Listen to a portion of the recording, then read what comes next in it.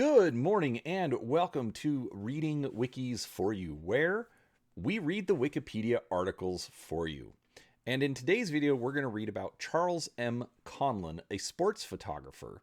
But as we're reading this, I'd like you to think about the article that you'd like to hear next. So put that down in the comments, but let's get on to reading this article. Charles M. Conlon, November 28, 1868 to June 2, 1945, was an American photographer born in Albany, New York, who grew up in the neighboring city of Troy. Conlon started his career working for New York City newspapers in the early 1900s as a proofreader and took up landscape photography as a hobby. New York Evening Telegram editor John B. Foster, who also produced the annual Spalding Baseball Guide, asked Conlon to take photographs of the players for the well-known annual. Conlon later wrote in the Sporting News that Foster, quote, came to know about my hobby, taking pictures. He said to me one day, "Charlie, they need pictures of ball players for the guide, and there is no reason why you can't take pictures of the players as well as landscapes. It will be a good pickup for you, and it will be something for a day off," unquote. Conlon used a Gravflex View camera and large format glass plate negatives before switching to film.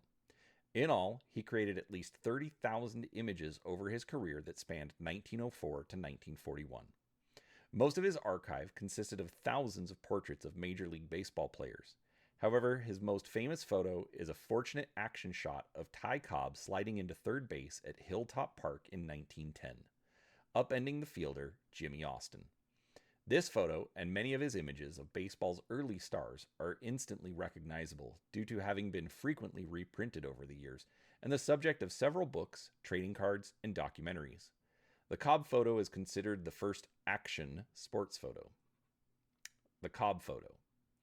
On July 23, 1910, Conlon snapped an action photo of Cobb sliding into third.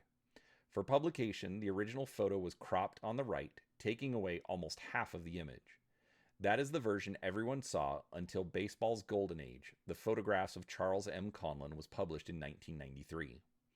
The excised portion is included and shows more of the right side bleachers as well as the left arm of the third base coach. Conlon was actually on the field, being a common practice of the day, quote, behind third base under the hood of a large tripod-supported Graflex camera, unquote. He was positioned to the outfield side of the third base coach's box in foul territory. Cobb was on second. New York third baseman Jimmy Austin was playing in for a possible sacrifice bunt. Cobb took off for third, directly toward Conlon, but the batter did not get the bunt down. Austin backpedaled to take the throw from the catcher. Cobb tipped Austin over, and the catcher's throw sailed away into left field. Presumably, Cobb could have gotten up and scored, but the book does not elaborate. Initially, there was a question as to whether Conlon got the shot or not. He changed plates just to be safe, because he did not remember if he had squeezed the shutter bulb or not, and he knew it had potential to be a great shot. It turned out that he had. It was, and baseball had one of its most iconic images. Conlon, however, did not see much of a financial reward from his most famous image. In 1937, Conlon estimated he had received more than 1,000 royalty payments for the famous image. However, these all ranged from only a dime to 50 cents. Many of his most famous photos now sell for 5 figures. Later life and death. Conlon destroyed possibly thousands of his original glass plate negatives to clear space in his small home, stating in 1937, quote, "Some years ago I found that my plates were running me out of the house, so I destroyed hundreds of them. Perhaps it was a mistake, but where would I have kept them? It is possible that we had a Cooperstown museum at the time. They would have found a haven there," unquote. Conlon retired to his hometown of Troy and died in 1945, predeceased by his wife and having no children or siblings. The Sporting News, John Rogers fraud.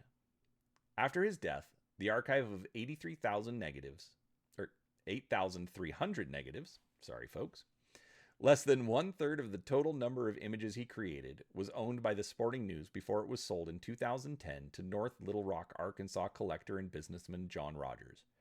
Rogers was arrested on multiple charges, including fraud surrounding sports memorabilia and several newspaper and famous photographers' archives, including the Conlon collection. In 2016, after his home and office was raided in 2013. In December 2015, an Arkansas judge ruled the negatives could be sold to pay off some of the millions of dollars in debt owed by Rogers. The archive, now consisting of 7,462 negatives, with no record of where the missing negatives went while in Rogers' possession, was sold by Heritage Auctions in August 2016 for $1,792,500. Rogers was also sued by several newspapers and the family of George Burke for fraud, as thousands of original negatives from several archives have come up missing. All right. There we go. It's what we know about Charles M. Conlon. If you enjoyed that, hit the thumbs up. Make sure you're subscribed for more videos, and make sure to put in a comment what you'd like to hear next. Thanks for watching.